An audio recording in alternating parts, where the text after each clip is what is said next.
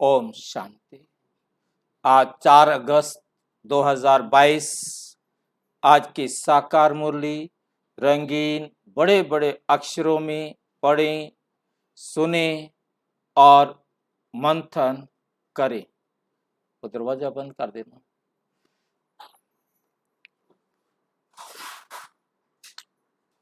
मीठा मीठा बाबा कहते, मीठे बच्चे तुम्हें बाप समान रूप बसंत बनना है। किसको याद है रूप बसंत? रूप बसंत, हाँ जी, ज्ञान स्वरूप बनना। रूप माना ज्ञान स्वरूप बनना।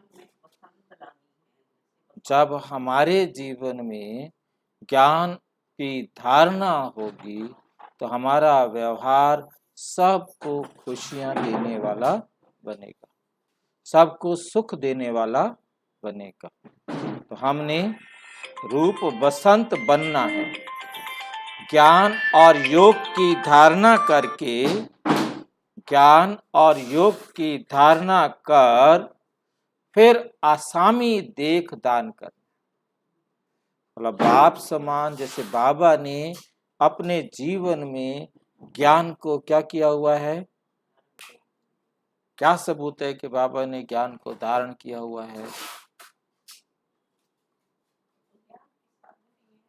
ज्ञान का सागर, सबूत भी तो कोई होगा ना,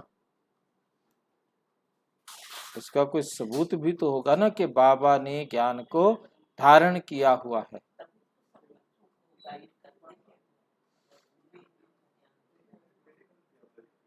हाँ जी, ज्ञान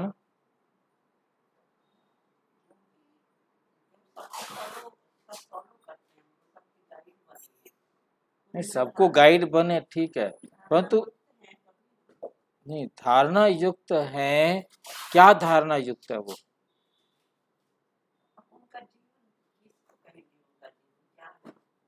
क्योंकि सभी उसको, वो कभी भी किसी भी बात में हलचल में नहीं है।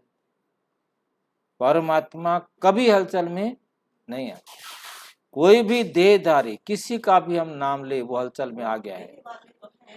फिर परमात्मा जिनको कहते हैं, मतलब परमात्मा की बात कर रहे हैं कि परमात्मा ज्ञान स्वरूप है, उसको उसने धारण किया हुआ है। ये दुनिया वाले भी बेशक वो किसको भी भगवान मानते हो, तो वो एक बात कहते हैं कि उसने इस संसार के जो नियम बनाए, उन नियमों को वो स्वयं पालन करता है। परमात्मा स्वयं पालन करता है, और जितनों को भी वो परमात्मा मानते हैं वो नियम बनाते हैं, स्वयं पालन नहीं करते। चाहे वो कृष्ण को ले लो, चाहे वो राम को ले लो, चाहे वो गणेश को ले लो, चाहे बुद्ध को ले लो, चाहे क्राइस्ट को ले लो, चाहे किसी को ले लो, क्योंकि उन्होंने परमात्मा के जो नियम है उनको वो अपने जीवन में फॉलो नहीं, कहीं ना कहीं ब्रेक होता है। तो परमात्मा, हाँ एग्जाम्पल दे, किसका दो एग्जाम्पल बोलो? कृष्ण है, उसने भी भीष्म पितामह को मारने के लिए हथियार उठा दिए, जबकि उसने कहा था कि मैं युद्ध नहीं करूंगा। कृष्ण, उसने भी सुदर्शन चक्र उठा करके शल्य का सिर काट दिया। मतलब देहधारी होने के कारण कहीं ना कहीं उनको दुख की फीलिंग आई, कहीं ना कहीं उनको चिंता हुई, कहीं ना कहीं उनकी बुद्धि को डिस्टरबेंस हुई, हलचल में दिखे। परंतु परमात्मा कभी हलचल में नहीं आता, वो निर्भय है। बाकी जितने भी देहधारी हैं उन्हें कहीं ना कहीं भय लगा, कहीं ना कहीं भय लगा। भल लिखने वालों ने भल कितना भी लिखा हो कि उन्हें भय नहीं लगा, परंतु उन्हें भी भय लगा, फीलिंग में आए, उनके अंदर भी विकार आए। जितने भी देवी देवता हैं सारे विकारी बने, सबने संतान उत्पन्न की, निर्विकारी रहे ही नहीं। क्योंकि देह में आने के कारण, मतलब जहां बात आती है तो कहने का मतलब परमात्मा निर्भय है, निर्वैर है, तो उस वो विशेषता उसमें है। तो अब ज्ञान स्वरूप हम बनेंगे बाप समान, तो हम भी क्या बनेंगे? निर्भय निर्वैर बनेंगे। बेशक जीव नहीं है, बिल्कुल परमात्मा का सांसारिक जीवन हमारे जैसा नहीं है, ठीक है? जीवन में नहीं है, परंतु उन्होंने उसको धारणा किया हुआ है ना, चाहे शरीर नहीं है, परंतु उन्होंने कभी भी कुछ भी हुआ हो एकदम साक्षी दृष्टा का एक परफेक्ट जो है ना एग्जाम्पल है कि कहीं भी जरा भी हलचल में आकर किसी की हेल्प की हो, नहीं? किसी को भी, चाहे उनको कैंसर हुआ हो, चाहे उनको हार्ट अटैक हुआ हो, चाहे कुछ हुआ हो, कितना उनको बाबा से प्यार हो, मतलब ये नहीं किया कि चल भी ब्रह्मा बाबा को मैं थोड़ा सा दर्द कम कर दूं, खांसी भी ठीक नहीं की। किसी दादी को, किसी को भी, मतलब कोई किसी भी प्रकार की स्थूल हेल्प, सांसारिक हेल्प नहीं थी।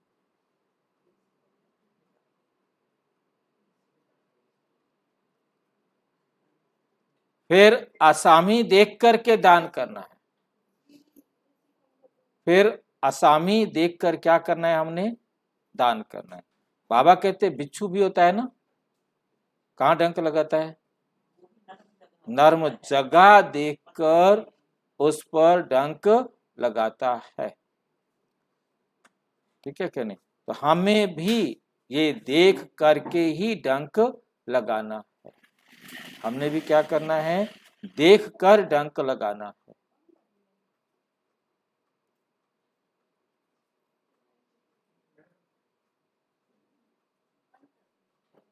फिर असामी देखकर क्या करना है? हमें दान करना है कि यदि वो बाबा की बातें सुनना चाहता है तो उसे सुनो, सुपात्र है तो उसे सुनाओ। यदि वो सुपात्र नहीं है, कैसे पता लगेगा? यदि उसे सबसे पहले परमात्मा कहते मेरा परिचय दो, वो रुचि दिखाए तो फिर उसको सुनाओ। वो मेरा ही परिचय नहीं सुनना चाहता, उसे कुछ मत सुनाओ, उसका अभी समय नहीं हुआ है, टाइम वेस्ट मत करो। प्रश्न, कौन सी रस्म द्वापुर से चली आती है लेकिन संगम पर बाप उस रस्म को बंद कर देते? कौन सी ऐसी रस्म है जो द्वापुर से चलती है, सतयुग में भी नहीं होती, और संगम पर आकर बाबा उसे बंद कर देते हैं? द्वापुर से पांव पड़ने की रस्म चली आती है। क्यों रस्म चलती है पांव पड़ने की? क्योंकि हम पतित हो गए हैं, हम पतित हैं और वो पावन देवताएं थे, इसलिए या अपने से जिनको पवित्र समझते हैं उनको क्या करते हैं? पांव पड़ते हैं। और बाबा आकर इस रस्म को बंद करा देते। क्यों? क्यों बंद करा देते? तुम मेरे मालिक हो, फिर मेरे चरण है ही नहीं, बाबा के चरण है ही नहीं, तो बेमतलब क्यों एहसान उठवाऊं कि भी चरण छुओ मेरे? जहां तुम्हें किसी को भी पांव पड़ने की दरकार नहीं है। मैं तो अभोक्ता, अकर्ता, असोचता हूं, ठीक है ये तीनों शब्द, अभोक्ता, अकर्ता, असोचता। क्यों गलत है?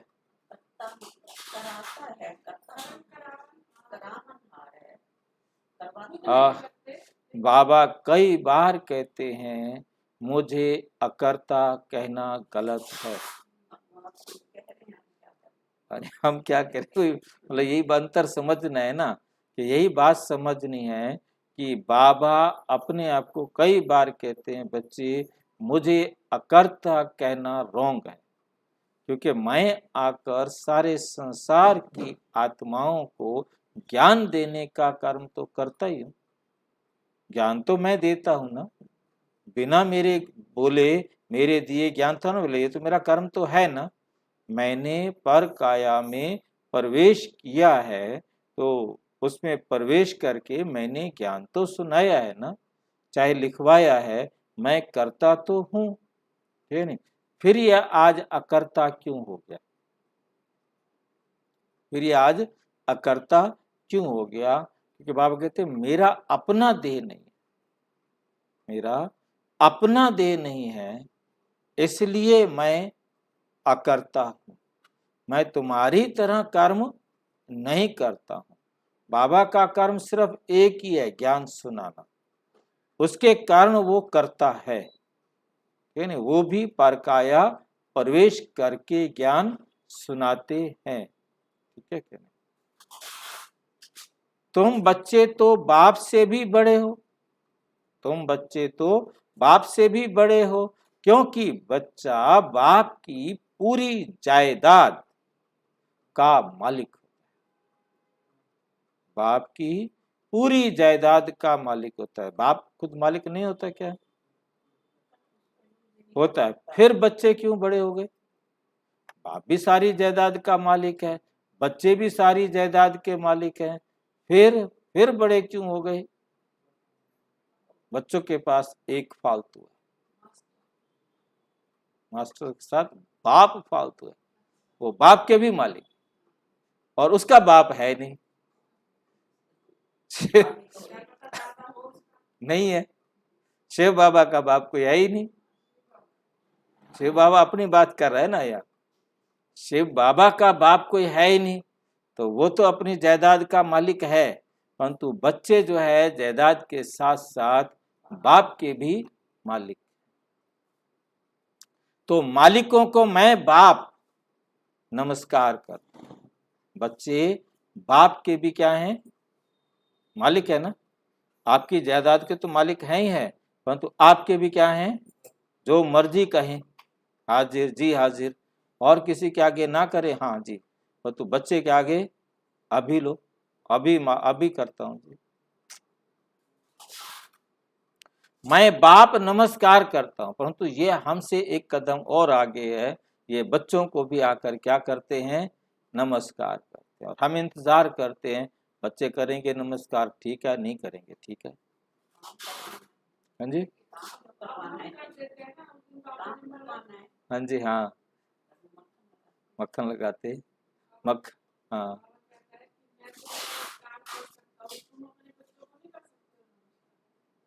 कर सक करो। बाप नमस्कार करता है, तुम्हें पांव पड़ने की जरूरत नहीं। हाँ, छोटे बड़ों का रिगार्ड तो रखना ही पड़ता है ना। गीत, जो पिया के साथ हैं उनके लिए ही ज्ञान की बरसात है। ओम शांति। बरसात तो हर साल पड़ती है, वो है पानी की बरसात, और ये है ज्ञान की बरसात, जो कल्प कल्प होती है। ये है पतित दुनिया नरक, इसे विषय सागर भी कहा जाता है। जिस विष अर्थात काम अग्नि से भारत काला हो गया है। भारत क्या हो गया है? काला हो गया है। बाप कहते हैं मैं ज्ञान सागर ज्ञान वर्षा से गोरा बनाता हूं। मैं ज्ञान सागर ज्ञान वर्षा से क्या करता हूं? गोरा बनाता हूं। इस रावण राज्य में सब काले हो गए। सब क्या हो गए हैं? काले हो गए हैं। सबको फिर पवित्र बना देता हूं। सबको बाबा क्या करते हैं? पवित्र बना देता हूं।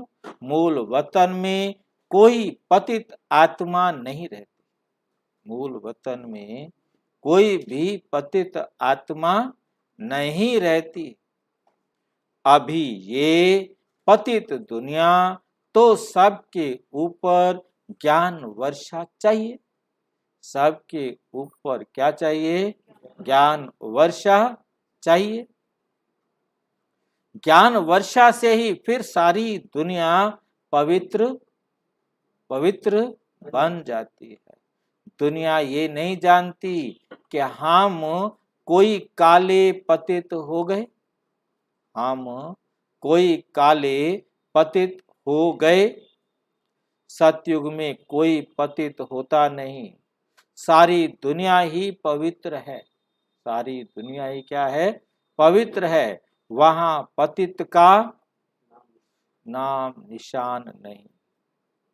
इसलिए विष्णु को क्षीर सागर में दिखाते। विष्णु को कहां दिखाते हैं? क्षीर सागर।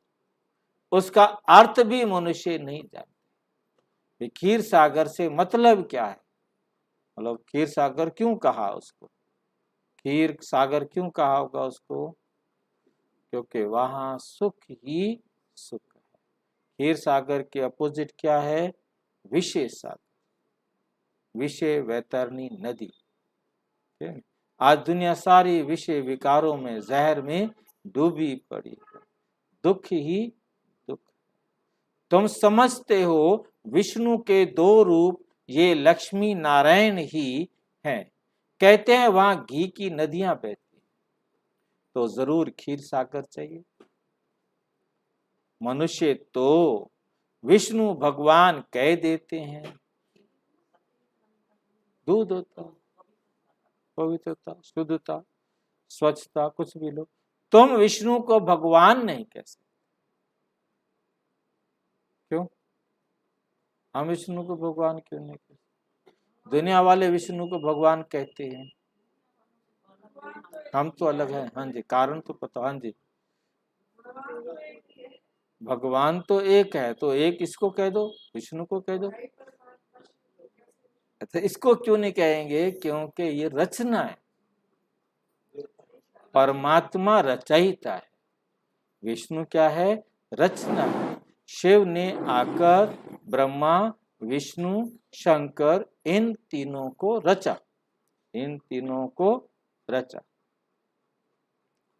विष्णु देवताए नमा, ब्रह्मा देवताए नमा कहते हैं, विष्णु को भगवान नमा नहीं कहेंगे। शिव के लिए क्या कहते हैं? शिव परमात्माए नमः, शुभता है। अभी तुमको रोशनी मिली है, ऊंचते ऊंच श्री श्री 108 रुद्रमाला कहा जाता है। आज से पहले कभी रुद्रमाला सुनी है? रुद्रमाला किसे कहते हैं? रुद्रमाला किसे कहते हैं? आत्माओं की माला। और सारी आत्माओं की माला शिव बाबा के गले में, क्योंकि सर्व आत्माओं का पिता शिव बाबा। तो आज 108 रुद्रमाला कह दिया। आज 108 रुद्रमाला आत्माओं के। हाँ,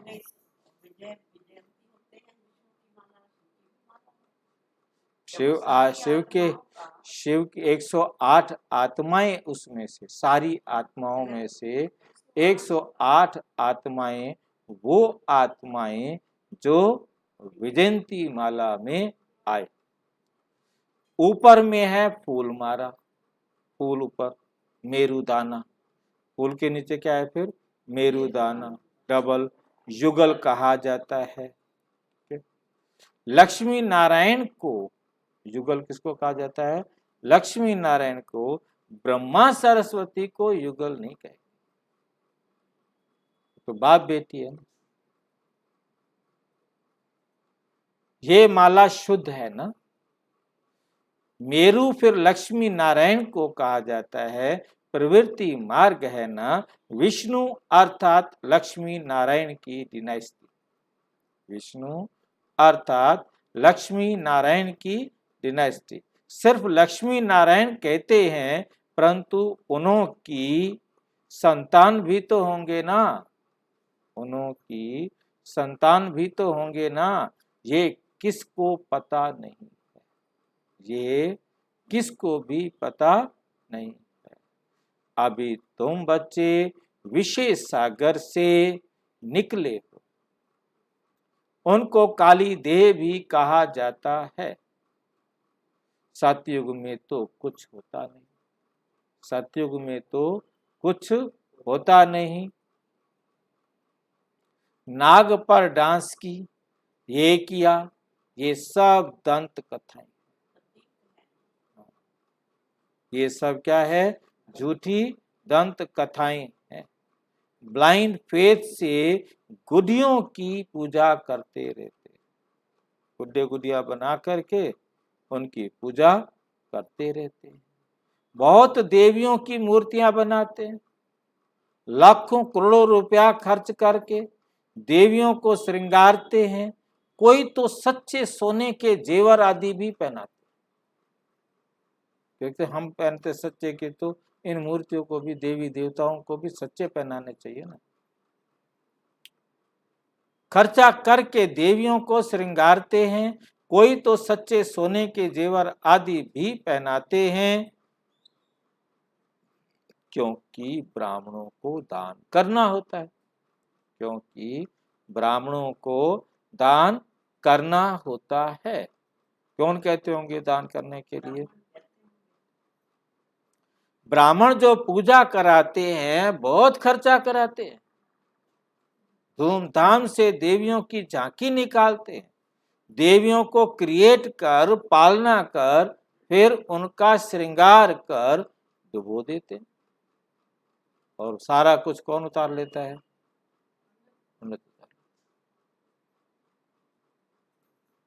इसको कहा जाता है गुडियों की पूजा।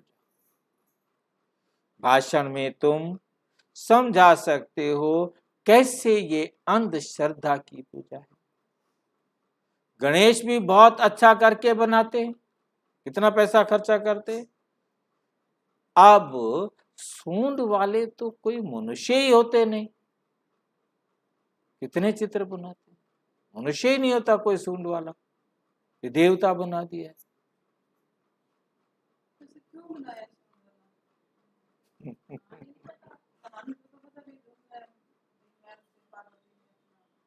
ये तो कहानी बाद में बनी, कहानी से पहले सूंड वाला लगा दिया था। नहीं उसने नहीं उसने सूंड नहीं बनाई, उसने सुंदर सा बालक बनाया था। हाँ, काट के लगाई, परंतु ये कहानी तो बाद में बनाई गई। गणेश तो पहले बनाया, कहानी से पहले गणेश बनाया, फिर इस झूठी कहानी को घड़ा गया।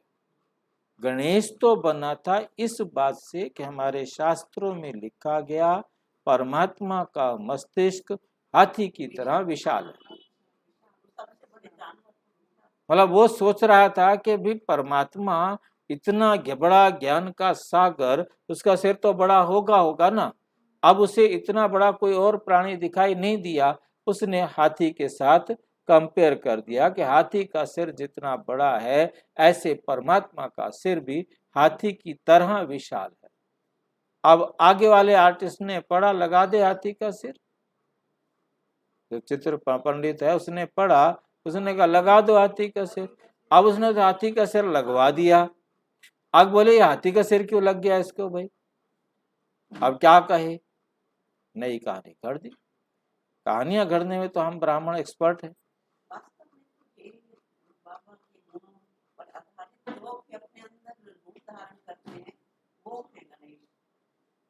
तो हाँ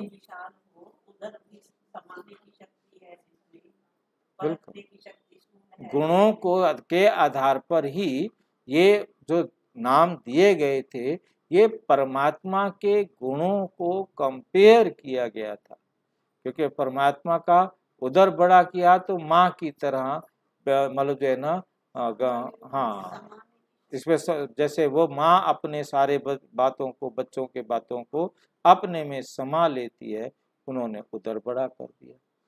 तो बोले ये सारे प्रतीक है, परंतु उन प्रतीकों के आधार पर आकृति बना दी, फिर कहानियां और की ओर खड़ी गए।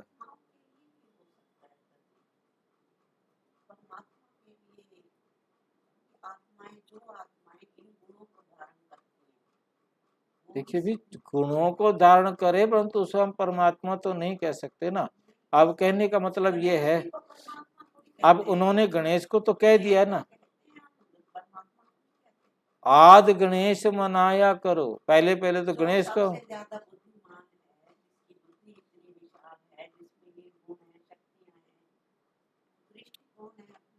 वो देखने का मतलब कहने का मतलब उन्होंने, वही तो बाबा कह रहे हैं कि सूंड वाला कोई मनुष्य नहीं होता, उन्होंने सूंड वाला भगवान बना के रख दिया। कितने चित्र बनाते, पैसा खर्च करते हैं, बाप बच्चों को समझाते हैं तुमको हम कितना साहूकार एकदम विश्व का मालिक बनाते हैं। ये आत्माओं को परमात्मा बैठ समझाते हैं, ये भी जानते हैं जिन्होंने कल्प पहले पढ़ा है और श्रीमत पर चले हैं वही चलेंगे, वही चलेंगे।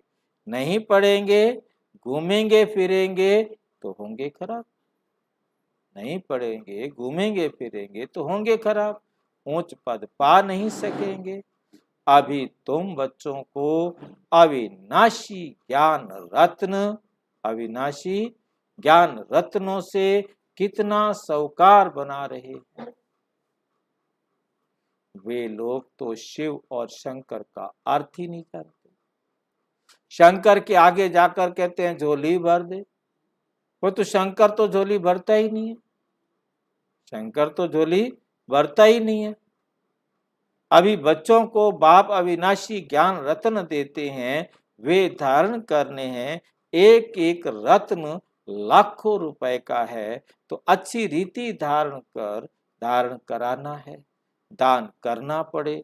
बाबा ने समझाया है दान भी आसामी देख करो, दान भी कैसे करो, आसामी देख कर। जिनको सुनने की दिल नहीं उनके पिछाड़ी टाइम वेस्ट मत करो। शिव के पुजारी हों या देवताओं के पुजारी हों, ऐसे ऐसे को कोशिश करके दान देना है, तो तुम्हारा टाइम वेस्ट ना जाए। तुम हर एक को रूप बसंत भी बनना है, रूप बसंत भी ज्ञान को अपने जीवन में धारण करना है और उससे व्यवहार कुशल बनना है, जिससे सबको खुशी सुख मिले।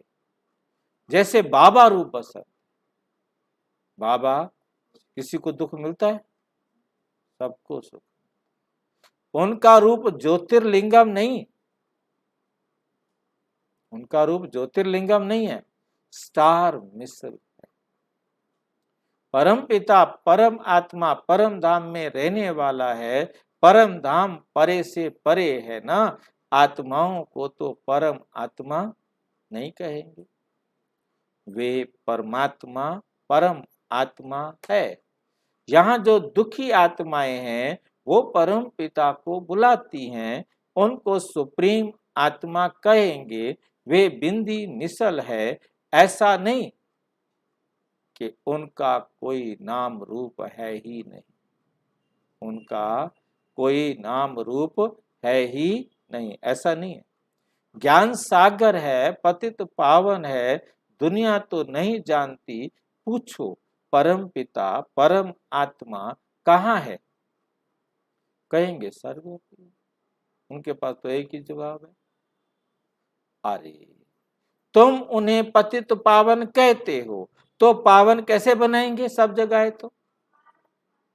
खुद ही पतित में है, कुत्ते में, गधे में, सुअर में, वो कैसे फिर पावन बनाएगा। इसी को अंधेर नगरी कहा जाता है। हाँ, चौपट राजा भी।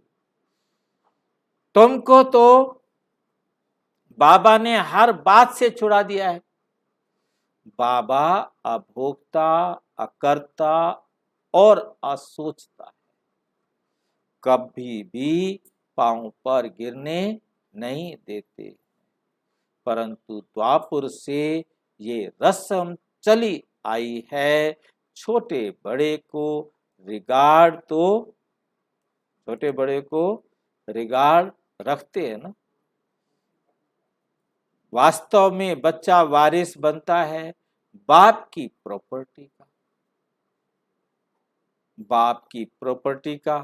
बाप कहते हैं ये मालिक है हमारी जायदाद के, तो मालिक को क्या करना होता है, नमस्ते करते हैं।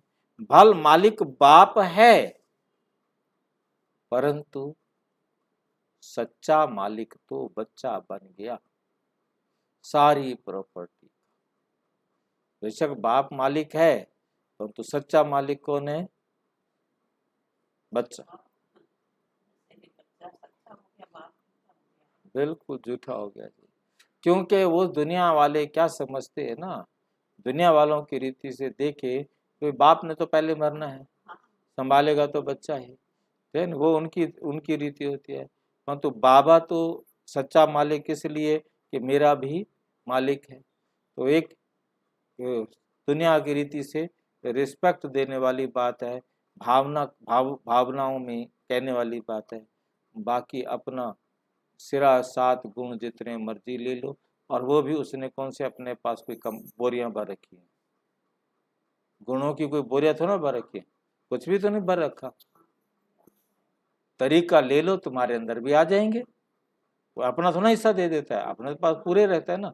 हर एक जो भी लेना चाहे उसने उन गुणों को स्वयं में जागृत करना है, उसने कोई देना थोड़ा है, ऑलरेडी सबके पास है, केवल वो दबे हुए थे, उनको जागृत कर दिया। मर्ज को इमर्ज करने की विधि बता दी, और जिसने उस विधि को फॉलो कर लिया उसने अपने गुणों को इमर्ज कर लिया। कहने को मेरी प्रॉपर्टी के मालिक हैं, मतलब वो एक अलग बात है। ज्ञान के स्टेप पर जाते हैं तो फिर तो कहानी ही अलग हो जाती है। भावना है, प्रेम आ रहा है, शांति आ रही है, पवित्रता कहाँ से आ रही है भाई, कहाँ से आ रही है? कल की मुरली के अंदर क्या वंडरफुल लाइन है, कल की मुरली जो हमने पढ़ी है, योग भट्टी क्या कहा था, योग भट्टी पर कहा, तो भट्टी में आप बताओ, जाने की जरूरत है कहीं? घंटों खराब करने की जरूरत है? भाषण सुनने की जरूरत है? मतलब इतनी सी बात में सारी भट्टी खत्म कर दी। मतलब कुछ भी कमेंट्री सुनने की जरूरत नहीं, कोई बैठने की जरूरत नहीं, कहानी खत्म कर दी। आप यदि बाबा की श्रीमत पर चल रहे हो तो आप भट्टी में हो, नहीं तो भट्टी में नहीं हो। आप कोई 8 घंटे की भट्टी है, 6 दिन की भट्टी है, 4 दिन की भट्टी है, 2 दिन की भट्टी है, रात की भट्टी है, सारी रात जगा जगा के पागल करते हैं। कौन समझे, किसको समझाए? बाबा समझाने पे तो लगा हुआ है।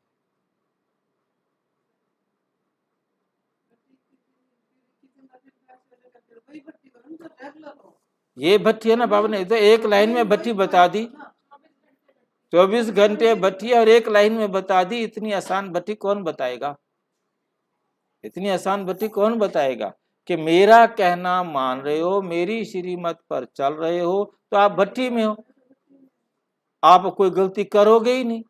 बाबा की श्रीमत पर चल रहे हो, आपसे कोई गलती होगी ही नहीं, खत्म बात। भट्टी में जाते हैं तो कैसे ले जाते हैं? अपने गंदे संस्कारों को परिवर्तन करने के लिए। अब वहां पर यदि 2 घंटे 3 घंटे भाषण भी किया, हाँ जी,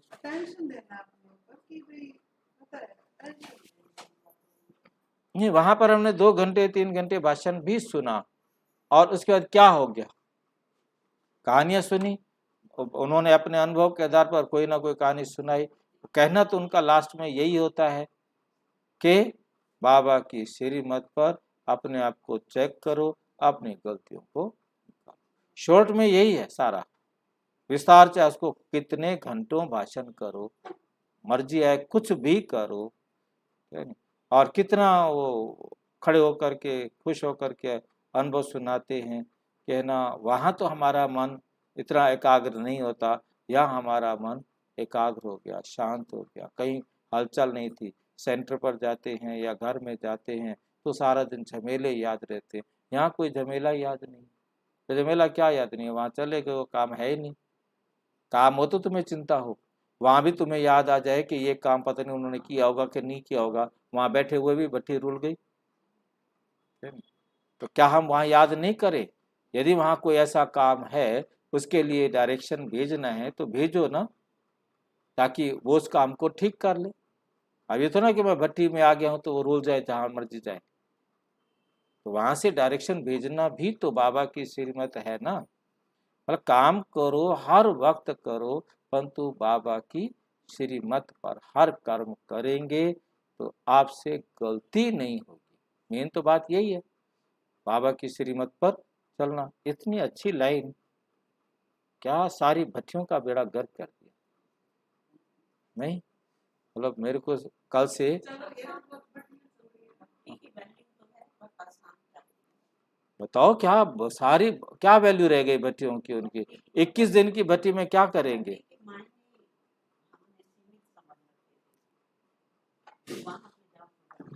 हाँ, इससे बढ़िया और क्या होगा मुझे बताओ ना। इससे बढ़िया भट्टी कहाँ सिखा सकता है कोई। एक लाइन यदि किसी को समझ में आ जाए, इससे बढ़िया भट्टी तो कोई करा ही नहीं सकता। समझ में आए ना आए समझ में तो उसकी मर्जी है, आप करते रहे कितने दिन भी भट्टी।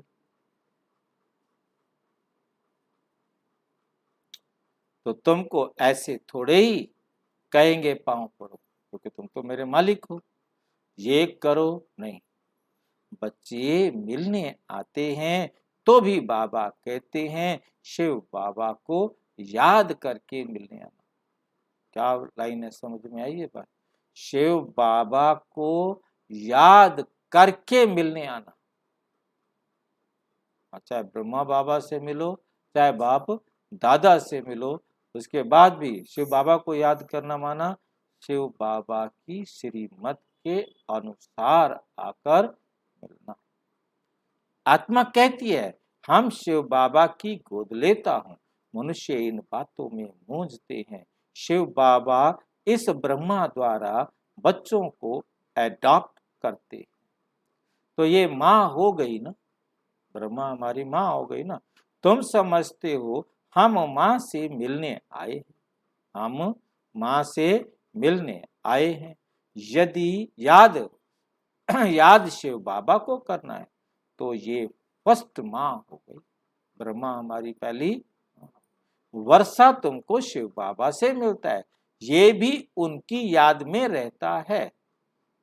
बाप जो समझाते हैं उसको धारण करना है, रूप बसंत बनना है, योग में रहेंगे, ज्ञान धारण करेंगे और कराएंगे तो मेरे समान रूप बसंत बन जाएंगे, फिर मेरे साथ चल पड़ेंगे।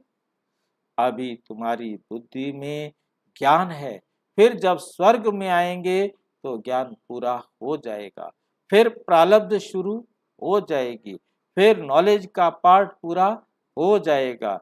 ये है बड़ी गुप्त बातें, कोई मुश्किल समझते, कोई मुश्किल समझते हैं। बुढ़ियों को भी बाप समझाते हैं कि एक को ही याद करो, दूसरा ना। तो बाप के पास जाकर फिर कृष्णपुरी में चले जाएंगे। ये है कंसपुरी। ये क्या है, कंसपुरी। ऐसे नहीं कि कृष्णपुरी में कंस भी था, कंसपुरी में कृष्ण जन्म लेता है, बाकी कृष्णपुरी में कंस नहीं होता। ये सब दंत कथाएं। कृष्ण की माँ को 8 बच्चे दिखा देते हैं, ये तो गुलामी हो गई ना, ये तो गुलामी हो गई ना। कृष्ण को टोकरी में डाल जमुना पार ले गए, फिर कृष्ण के पांव छूने के बाद नीचे हो गए। हाँ बिल्कुल रास्ता दे दिया जी, अब कृष्ण भगवान जाओ, तुम्हें कोई दिक्कत नहीं है।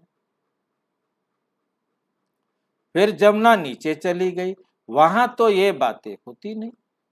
अभी तुम बच्चों को रोशनी मिली है, बाप कहते हैं आगे जो कुछ सुना है वो भूल जाओ।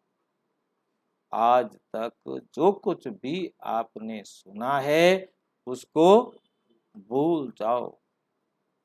बाप कहते हैं इन यज्ञ तप आदि करने से मेरे से कोई मिल नहीं सकता। आत्मा तमो प्रधान बनने से उनके पंख टूट जाते हैं। अब ये सारी दुनिया को आग लगनी है। होलिका बनाते हैं ना, तो आग में कोकी पकाते हैं। कोकी किसको याद है? आग में मीठी रोटियां बनाते हैं, क्यों नहीं? उसको फिर धागा लपेटते, धागा जलता नहीं। प्रहलाद, तो धागा के लिए भी उस समय जब हम देखते थे, कुमारी कन्या ने धागा काता हो, तकली पर चरखे पर सूत काट के देते थे। वो सूत लेने आते थे हमारे घर से, पैसे कमाने के धंधे थे हमारे, है नहीं? वो सूत्र बड़ा लेने आते थे।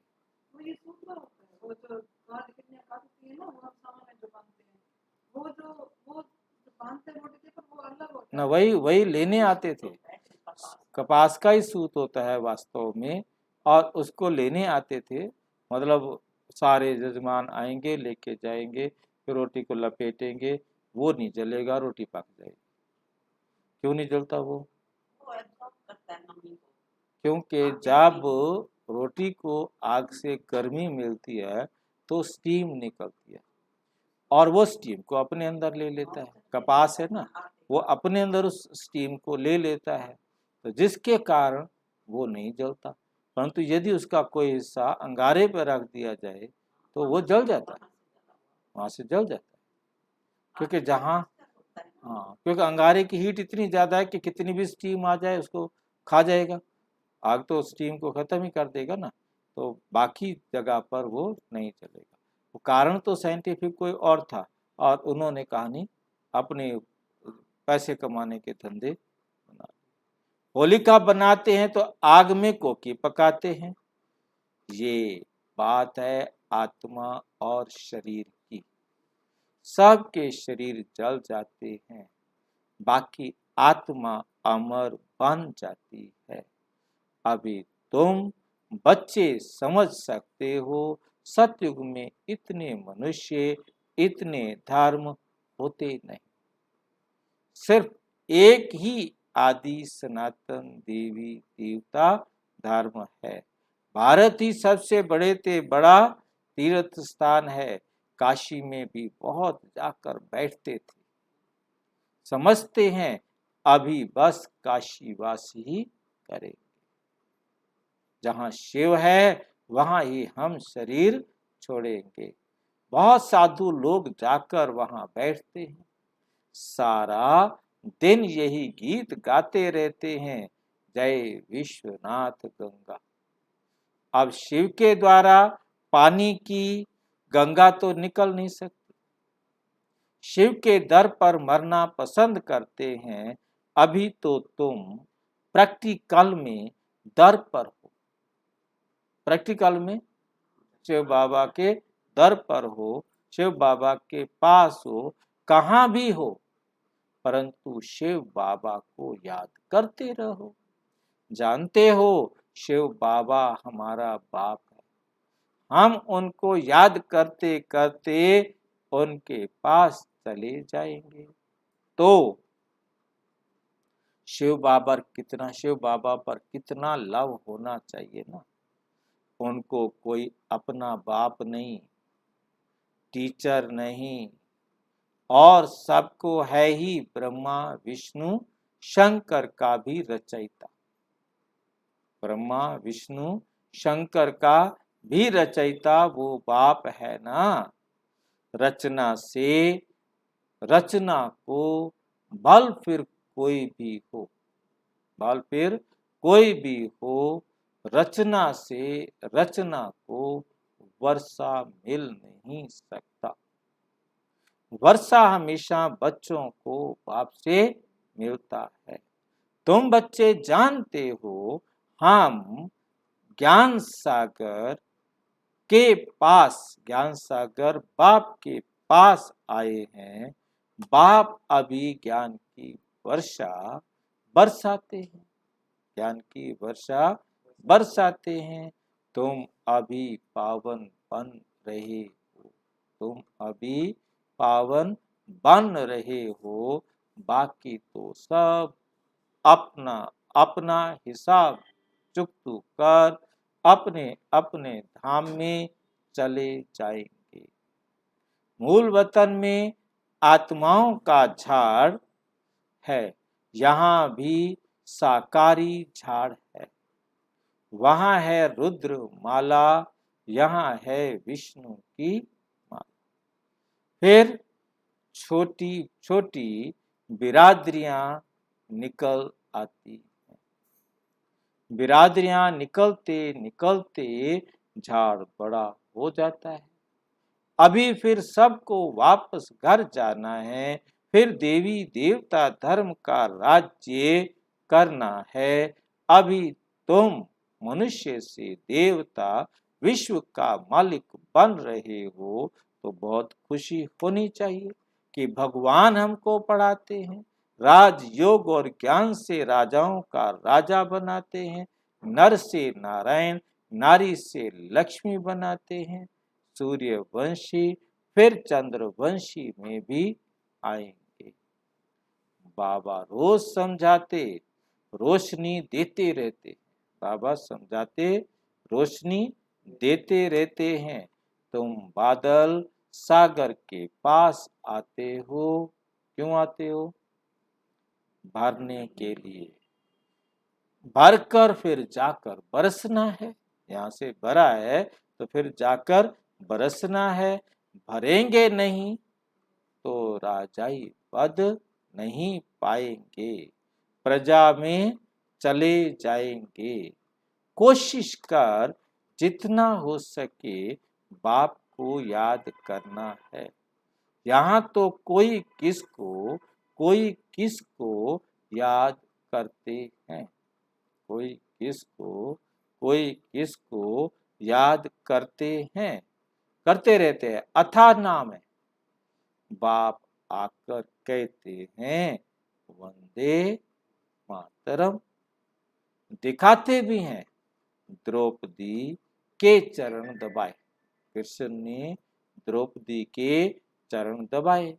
बाबा के पास बुढ़ियां आती हैं तो बाबा उन्हों को कहते हैं बच्ची थक गई हो, अब बाकी थोड़े रोज हैं, तुम घर बैठे शिव बाबा को और वर्षे को याद करो।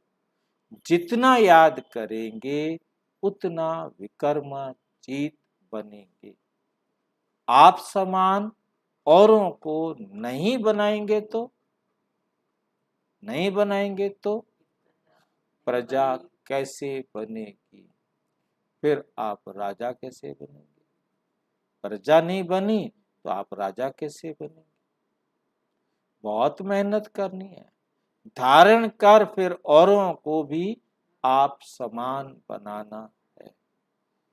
अच्छा, मीठे मीठे सिक्की लदे बच्चों प्रति माता पिता बाप दादा का याद प्यार और गुड मॉर्निंग।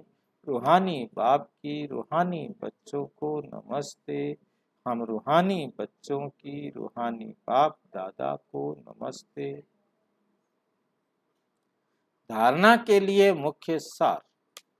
नंबर 1, हर बात में अपना समय सफल करना है। हर बात में अपना समय सफल करना है।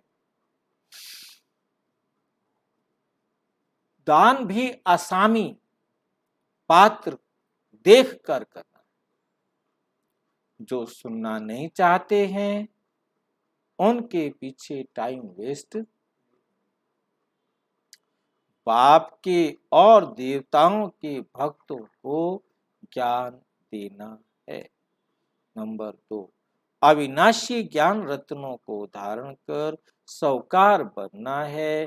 पढ़ाई जरूर पढ़नी है, पढ़ाई जरूर पढ़नी है।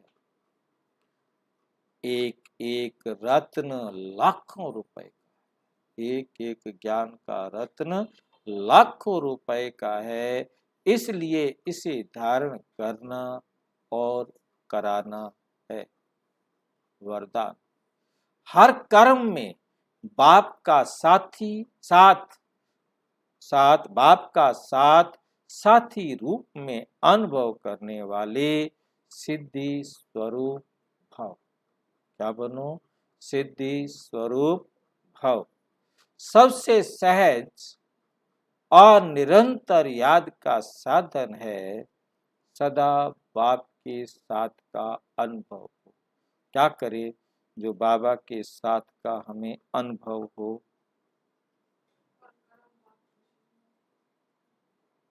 श्रीमत की उंगली पकड़कर चलो, हर काम बाबा की श्रीमत पर करो। हर समय कहाँ रहो? भट्ठी में। हर समय कहाँ रहो? भट्ठी में से निकलो ही क्यों? भट्ठी में से निकलो ही क्यों? हाँ? क्यों निकलो भाई भट्ठी में से? हर समय भट्ठी में रहो। हाँ जी, हाँ दुर्गेश, हाँ वो निकालते हैं और उनको नहीं निकालने दो। मतलब तब भी मतलब भट्ठी में रहो। हाँ मतलब हमें समझ मिल गई ना कि चाहे कोई आए, कुछ आए, बाढ़ आए, बसंत आए, भूकंप आए, जो मर्जी आए, हमको हर टाइम भट्ठी में रहना। मतलब ये स्मृति में रखना, हर समय भट्ठी में रहे।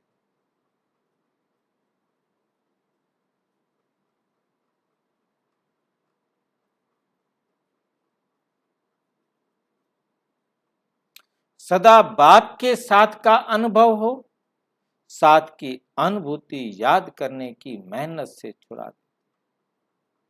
बाबा के साथ की अनुभूति, मतलब ये जिसको अनुभव हो गया, बाबा की श्रीमत पर चलना जिसके लिए सहज हो गया, सारी मेहनत कर,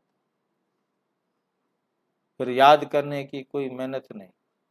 मतलब जो आपने किसी भी बाबा की श्रीमत को अपना संस्कार बना लिया, फिर उस पर कोई मेहनत नहीं है, ऑटो मोड में चला गया, अपने आप चलता रहेगा, होता रहेगा।